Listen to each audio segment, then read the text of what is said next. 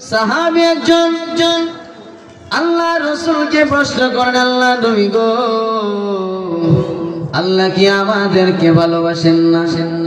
আল্লাহ নবী বলেন, সাহাবী রে, পৃথিবীতে সব থেকে সন্তানের জন্য দরদি হইল তার মা। মার চাইতে দরদি আকাশের নিচে জমিনের উপরে কেউ নাই। কথা ঠিক না বেটি? মা হলো সন্তানের জন্য সব থেকে দরদি। আল্লাহ রাসূল বলেন, মা তার সন্তানকে যতটুকু মহব্বত করে এর চাইতে কোটি গুণ বেশি মহব্বত করেন আল্লাহ তার বান্দা বান্দিকে। এই বয়ান করেন আল্লাহ নবী চলে যাচ্ছেন, এমনি তাকায় দেখেন একজন মহিলা বাহিরে চুলার মধ্যে রান্না বাড়া করে। কুলের মধ্যে একটা বাচ্চা ছিল, তখন পর্দার বিধান নাজিল হয় নাই। আগুনের তাপ যখন বাড়ে, চুলার মধ্যে যখন লাকড়ি দেয়, আগুন সাইড দিয়ে বের হয়, এমনি মা তার বাচ্চাটাকে পিছনে নিয়ে রাখে। বাচ্চাটা সামনে এসে পড়ে, আবার মা পিছনে নিয়ে রাখে, বাচ্চা সামনে চলে আসে। আল্লাহ নবী এই দৃশ্যটা দেখলেন, দেখা সাহাবীদেরকে বলেন, সাহাবীরা রে, তাকে দেখ, প্রাণী জগতে মার অন্তরে সন্তানের জন্য কি মায়া। যেই মাত্রই কথা বললেন, এমনি মহিলা ওখান থেকে আল্লাহ নবীকে প্রশ্ন করে বলেন, আল্লাহ নবী গো, পৃথিবীর কোন মা পারবেনি তার সন্তানকে নিজের হাতে আগুনের চুলার মধ্যে দিতে? কোন মা কি পারবে? আল্লাহ নবী মহিলাকে ডাক দিয়ে বলেন, মহিলা গো, পারবে না যে তুমি তো এতক্ষণ তা দেখাইলা, আমি দাঁড়ায় দাঁড়ায় দেখলাম আগুনের হিট বালে বাচ্চা নিয়ে পেছনে রাখ, বোঝা যায় কোন মা পারবে না তার সন্তানকে দুনিয়ার আগুনের চুলার মধ্যে দিতে। কোন মা তা পারবে না। মহিলা প্রশ্ন করে,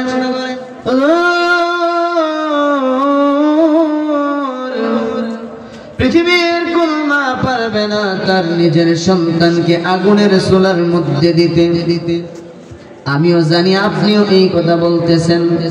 আল্লাহ নবী গো,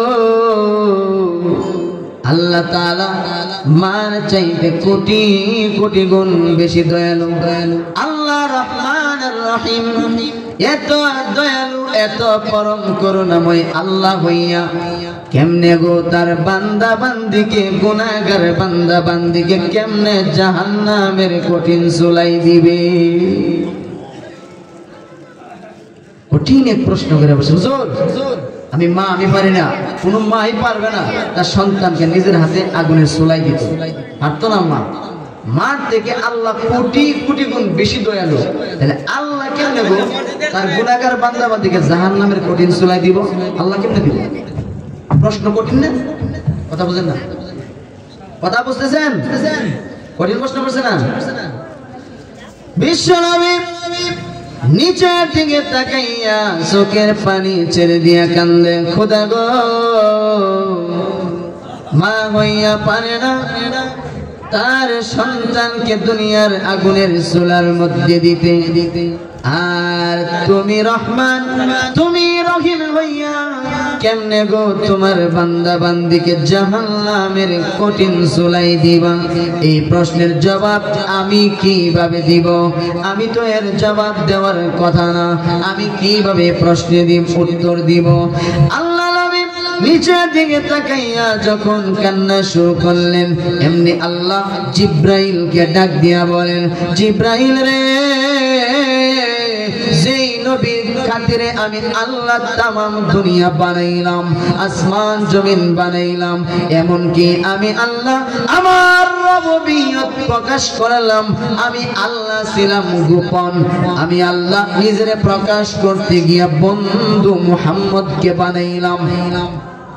রে জিবরাইল, ওই নবী প্রশ্নবিদ্ধ হইয়া নিচের দিকে তাকাইয়া চোখের পানি ছেড়ে দিয়ে কানলে, যারে জিব্রাইল যাও, প্রশ্নের জবাব জানা দাও, আমার বন্ধুর কানে কানে গিয়ে সালাম দাও, আর এই মুহূর্তে তারে প্রশ্নের জবাব জানাইয়া দাও। জিবরাইল এসে বলেন, ইয়া রাসূলুল্লাহ, মহান আল্লাহ রাব্বুল আলামিন এই মুহূর্তে আপনাকে সালাম দিয়েছেন আর উত্তর জানায় দিয়েছেন, আপনি মহিলাকে প্রশ্নের জবাব জানায় দিন। আল্লাহ বলেছেন, যেই সমস্ত মানুষ আল্লাহর বান্দা বান্দি যারা আল্লাহ বুঝবেন আল্লাহ বলেছেন, আল্লাহ রাব্বুল আলামিনের বান্দা বান্দি যারা এবং যারা আল্লাহর ইবাদত দাসত্ব গোলামি করবে, আপনার তরিকায় আল্লাহর সাথে শিরিক করবে না, মহান আল্লাহ বলেছেন এদেরকে কোনদিন জাহান্নামের আগুনে দিবেন না। আল্লাহ রাব্বুল আলামিন এই দুনিয়াতে যত কিছু আমাদের দরকার সব কিছু আল্লাহ ব্যবস্থা করছেন, কি করেন নাই? কথা বলেন না কেন? সব নিয়ামত আমাদেরকে কে দিবেন? এই যে বৈশা বৈশা দেখতেছেন, দেখার চক্ষু কে দিবেন? কথা বলার জবান কে দিবেন? অনেক মানুষ আছে যাদের জিহ্বা আছে কিন্তু কথা নাই, আছে না নাই? জিহ্বা আছে, ঠোঁট আছে, দাঁত আছে কিন্তু কথা বলতে পারে না, এরকম মানুষ কি নাই? অভাব নাই, এরকম মানুষ অভাব নাই, অনেক মানুষ আছে এরকম। আমার আপনার চাইতে কুকুর এবং গরু ছাগল মহিষের জিহ্বাটা আপনার আমার চাইতে আরো 1 হাত লম্বা, কিন্তু কথা বলতে পারে না। কিন্তু আমি আপনি জিহ্বা নাড়লে কথা বের হয় কি হয় না? এই নিয়ামত কে দিছেন? যেহেতু আল্লাহ নিয়ামত দিছেন, গোলামি কার হবে? আল্লাহর। এজন্য আল্লাহ বলেন, আলাম নাজআল লাহু আইনাইন ওয়া লিসানান ওয়া শাফাতাইন। আল্লাহ বলেন, দেখার জন্য চক্ষু কি আমি দেই নাই? কথা বলার জন্য জবান কি আমি আল্লাহ দেই নাই রে? কে দিছেন? যত নাজ নিয়ামত আছে সমস্ত নাজ নিয়ামত আল্লাহ আমাদেরকে দিছেন। যা আপনি দেখেন না, যা কিছু দেখেন না, সব নিয়ামত আল্লাহ তাআলা আমাদেরকে দিয়েছেন। ঠিক না বেঠিক? যাই যেদিকে এই দুটি চোখ দেখি মহিমা, তার নিয়ামতের এই দুনিয়ায় হয় না উপমা। যাই যেদিকে এই দুটি চোখ দেখি মহিমা, তার নিয়ামতের এই দুনিয়ায় হয় না উপমা। তাই দমে দমে এই জবানে সেই নামই জপি, তাই বারে বারে তাই বারে বারে ওই কদমে সেজদাতে পড়ি। তার নিয়ামতের শুকরিয়া কেমনে আদায় করি, তাই বারে বারে তাই বারে বারে ওই কদমে সেজদাতে পড়ি। খাদ্যহীনের দাও গো খাবার, দুঃখী জনের সুখ, রাত্রি শেষে আধার কেটে দেখাও আলোর মুখ। খাদ্যহীনের দাও গো খাবার, দুঃখী জনের সুখ, রাত্রি শেষে আধার কেটে দেখাও আলোর মুখ। তাই দমে দমে এই জবানে সেই নামই জপি, তাই বারে বারে তাই বারে বারে ওই কদমে সেজদাতে পড়ি। তার নিয়ামতের শুকরিয়া কেমনে আদায় করি, তাই বারে বারে তাই বারে বারে ওই কদমে সেজদাতে পড়ি। সেজদা করে দে, জোরে কোন সেজদা করে দে। নিয়ামত সবকে দিয়েছেন আল্লাহ দিয়েছেন। এবার ইবাদতের জন্য আল্লাহ আমাদেরকে বানাইছেন। ইবাদত করলে কি হবে, না করলে কি হবে, সেই রাস্তা সেই ফলাফল আল্লাহ কয়ে দিয়েছেন। ঠিক না? ভালো কাজ করবা, নেক কাজ করবা, ইবাদত করবা, ফলাফল জান্নাত। আল্লাহ সন্তুষ্টি, আল্লাহর দয়াময়, আল্লাহর ভালোবাসা এবং পরকালে জান্নাত।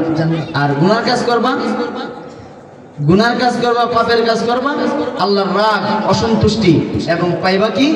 জাহান্নাম। ঠিক না? রাস্তাও দুইটা দেখাইছেন, ফারিকুন ফিল জান্নাহ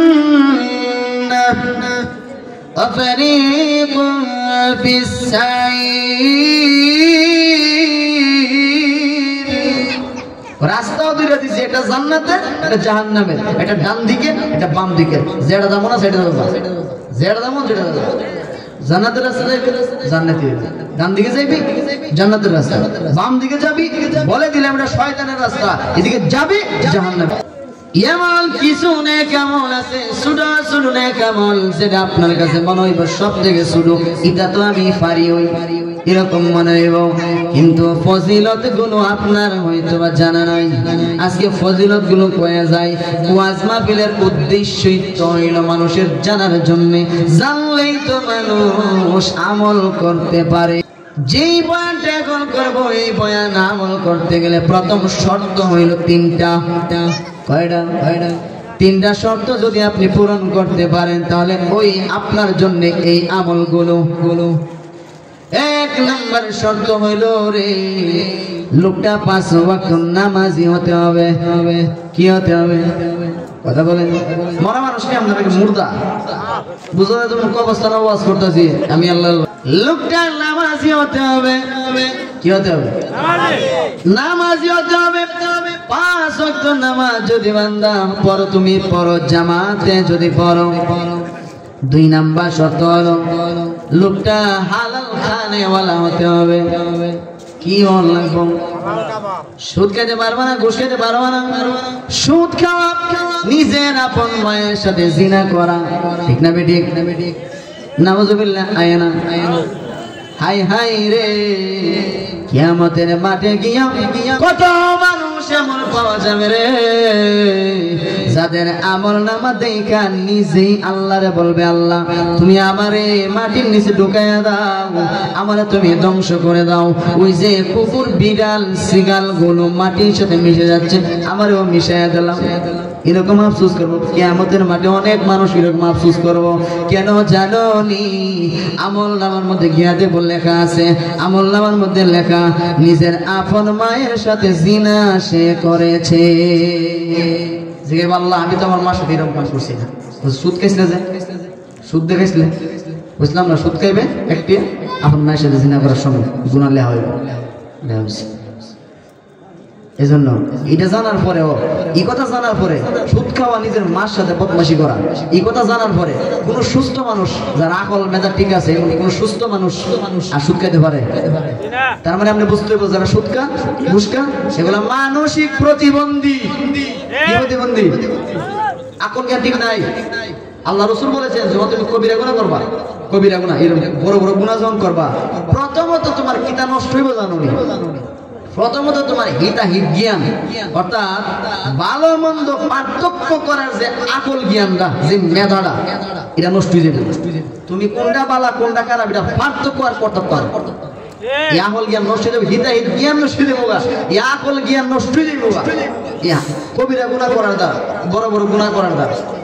এর মধ্যে সুদ খাওয়া কি সুন্নত নাই? এটা সুদ খাওয়া বোধ সুন্নত। কবিরা গুনার মধ্যে মারাত্মক বড় কবিরা গুনাহ না? তিরা করার দ্বারা কিতা নষ্ট হবে, হইলা আকল নষ্ট হয়ে যাবে। তাহলে সুদ ঘুষ খাওয়া যাবে না, অর্থাৎ হারাম বক্ষণ করা যাবে না। 2 নম্বর শর্ত।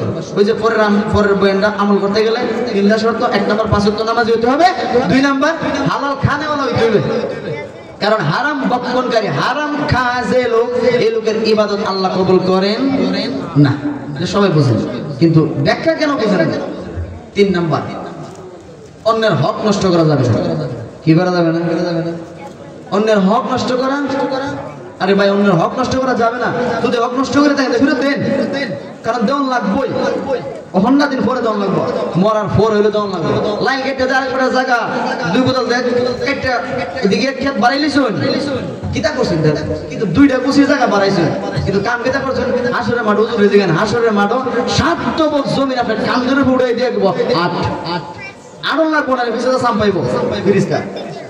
কিতা করছেন কিতা দেন আর এই যে জায়গা বড় করে দিয়ে আগে মরে গেছেন গিয়া সন্তানা দিতা বুক করব লাভ হইছে কিতা ফিটা তো 1 লাখ কবর আপনি খাইবেন কবর ফিটা কাটা খাইব কবর তো ফিটা আপনি খাইবেন এরকম গাদা কাটা হইতে পারে যে নিজে এই পরের জায়গা দখল করিয়া সন্তানরা দিয়া গেল আর এরা বুক দখল করে খাইলো ফিটা কবর কি 1 লাখ খাইব এই ধরনের কমাত কল কাটা হইতে পারে এজন্য পরকালে দেওয়া লাগবো এখন না দিন পরকালে দেওয়া লাগবো এজন্য আগে ভাগে দিলেন ভাইয়ের হক নষ্ট করছেন বোনের হক নষ্ট করছেন ফেরত দেন দিয়ে মাপ নেন নিয়া আমল শুরু করুন তাহলে 3টা 1 নম্বর 5 ওয়াক্ত নামাজি হতে হবে 2 নম্বর হালাল খাইতে হবে 3 নম্বর পরের হক নষ্ট করা যাবে না এই যদি হন আপনি তাহলে আপনার জন্য এখন থেকে বয়ান 1 নম্বর 5 ওয়াক্ত নামাজ জামাত আদায় করার পরে বান্দা তুমি ফাঁকে ফাঁকে কিছু আমল করো কারণ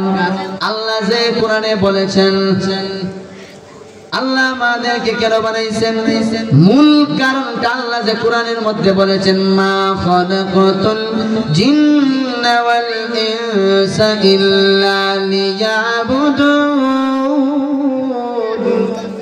আল্লাহ যে বলেছেন জীবনের প্রতিটা মুহূর্তে আমি আল্লাহর দাসত্ব গোলামির জন্য বানাইছি প্রতিটা মুহূর্তে আল্লাহর ইবাদত করা সম্ভব নি সম্ভব যে জানে এ বুঝে যে সম্ভব কারণ আপনি জানেন না এজন্য আপনার কাছে সম্ভব মনে হয় না আমি আপনারে বোঝাইয়া দেয়া যাই 1 নাম্বার আল্লাহ রাসূল বলেছেন ফজরের নামাজ যদি জামাতে পড়ো যোহর যদি আবার জামাতে পড়ো মাঝখান দিয়া এই যে লম্বা সময়টা আছে এই সময়টা আল্লাহ তাআলা গুনাহ কোন কাজ যদি কবিরা গুনার কাজ হারাম কোন কাজ যদি বান্দা তুমি না করো এই সময়টা আল্লাহ তাআলা তোমার আমলনামার মধ্যে লিখে দিবেন তুমি বান্দা আল্লাহর নফল ইবাদতের মধ্যে ছিলে অর্থাৎ ফজর থেকে জোহর পর্যন্ত মাঝখানে লম্বা টাইমটা আল্লাহ আমলনামে লিখে দিব তুমি নেক কাজে ছিলা নফল ইবাদত ছিলা অথচ তুমি খেত কাম করছো অথচ তুমি রিকশা চালাইছো অথচ তুমি গাড়ি ড্রাইভারি করছো কিন্তু আমলনামে কিতা লিখতেছে তুমি ইবাদতে আছো কেন কারণ ওই যে ফজর পড়ছো আবার জামাতে জোহর পড়ছো এইজন্য আল্লাহ রাসূল বলেন জোহর যদি জামাতে পড়ো আসর আবার জামাতে পড়লি জোহর থেকে নিয়ে আসর পর্যন্ত মাঝখানে লম্বা সময়টা আল্লাহ ইবাদতে লিখে দিবেন আসর থেকে মাগরিব থেকে ঈশা পয়রা আল্লাহর কুদরতি হাতে দায়িত্ব দিবা ওগো আল্লাহ আমি ঘুমাইলে কইতাম পারি না কারণ তুমি না কোরআনে বলছো মানুষ যখন ঘুমায়া যায় রূহটা বের হইয়া আল্লাহর দরবারে চলে যায় আল্লাহ বলেন আমি যারটা রেখে দেই সে ঘুমের মধ্যে মরে যায় আর যারটা ফেরত দেই সে সকালে উঠা আবার কামে যায় আমি বুঝি না সূরা জুমারের মধ্যে আছে সূরা জুমার একটা সূরা আছে না কোন সূরা এর মধ্যে আছে এজন্য তুমি এশার নামাজ জামাতে পড়বা আর আল্লাহর কাছে দায়িত্ব দিবা ওগো আল্লাহ আমি ঘুমাইলাম কথা মরিয়া গেলাম কারণ ঘুমের সময় যে দোয়াটা পড়ি দোয়াটা কেউ পারেননি কোনখান দিয়ে আল্লাহুম্মা বিসমিকা আমুতু ওয়া আহইয়া এর অর্থ হলো আল্লাহ আমি কিন্তু মরতেছি আমুতু কইছে আমুতু আনুমু কইছে না বলে আমি ঘুমাইতেছি কথা কইছে না আমুতু মানে আল্লাহ আমি মরলাম মানে ঘুমাইতেছে আর কইতেছে মরতেছি কেন এর অর্থ হলো ওই যে রূহ বাইরে জায়গা দেয় যদিও দেহের সাথে একটা কানেকশন দেয় যোগসূত্র তাই কিন্তু রূহ কিন্তু জায়গা আল্লাহ দরবার আল্লাহ যাটা ফিরত দে হে আমার উঠে যাটা ফিরত দেয় না ঘুমের মধ্যেই আরে ভাই জাগলে সকাল আর না জাগলে পরকাল এজন্য আপনি আল্লাহ রাব্বুল আলামিনের কুদরতি হাতে দায়িত্ব দেন আল্লাহ আমি তো মরতেছি ওগো আল্লাহ হায়াত যদি থাকে গো আপনি কিন্তু আমারে ফজর না পড়ায় উঠায়েন না অর্থাৎ আপনি আমারে ফজরের আগে জাগায়া দিয়ে আল্লাহর কুদরতি হাতে দায়িত্ব দিয়ে ঘুমাইলে আল্লাহ বলেন যে আমারে বিশেষ করে আমার কুদরতি হাতে দায়িত্ব দেয় আমানত দেয় আমি আল্লাহ শ্রেষ্ঠ আমানতদার আমি শ্রেষ্ঠ দায়িত্বশীল এজন্য আমার কুদরতি হাতে দায়িত্ব দিবা আমি তোমার জাগামই পেশাবি মুসলমান আরম্ভ হইব করতে না আনলে মশা এমন বেনবেনি কানের কাছে করবো দিবা এক তার মশারে পরবয়া তোমার কান ভর্তি গরম হয়ে যাবো আমি উঠবো ঠিক নেই আমরা দেবো আপনার দেবো কমর বেদনা নিয়েছি তাই ফজর হয়ে যাবো আল্লাহ সেটা বাজে ফজর রক্ত হয়েছে বুঝতেছেন না? এজন্য তুমি আল্লাহ রাব্বুল আলামিনের কুদরতি হাতে দায়িত্ব দিবা। আল্লাহ তুমি আমারে ফজরের তো জাগায় দিও, আমি ফজরের নামাজটা জামাতে পড়তাম। আল্লাহ রাসূল বলেন এশারের নামাজ যদি জামাতে পড়ো আল্লাহ তাআলা অর্ধেক রাত তুমি আল্লাহর ইবাদতে আসিলা এরকম আমলনামার মধ্যে লিখিয়া দেন। ফজর যখন জামাতে পড়বি রে, আল্লাহর রাসূল বলেন আল্লাহ তাআলা ফেরেশতাদেরকে বলেন, এরে ফেরেশতারা আমার বান্দা ঘুমায়েছে তোরা ঘুমাবি না রে, আমলনামার মধ্যে লিখে দে আমার বান্দা সারা রাত দাঁড়ায় নফল নামাজ পড়েছে। সুবহানাল্লাহ।